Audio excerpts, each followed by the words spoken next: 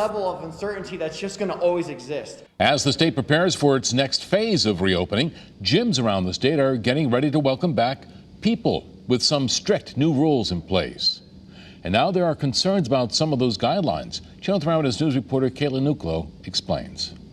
At Melt Workout in Glastonbury, people returning to the gym will be greeted with guidelines. We're going to practice social distancing. As you can see behind me, there's plenty of space. Gyms can open Wednesday in Connecticut at 50% capacity. Common areas should be closed, plexiglass or a barrier up around the front desk.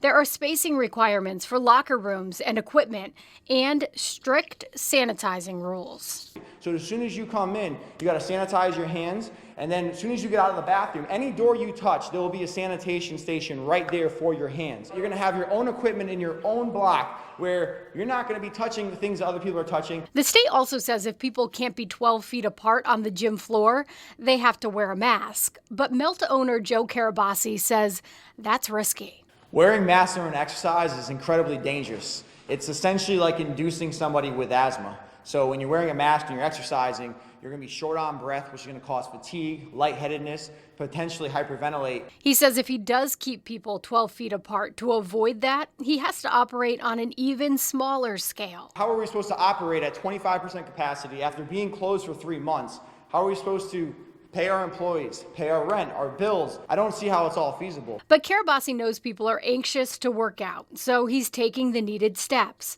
People will sign in ahead of time for classes so they don't get too crowded, and he's also working to improve airflow and ventilation in the gym. I think we all have to be smart and responsible. If you're running outside in a park, if you're biking out in a park, you've got to be mindful of people. It's not okay to just sweat on people, give each other space. We're looking for people to get healthy mentally and physically. And help people get back to their old fitness routine while following the new rules.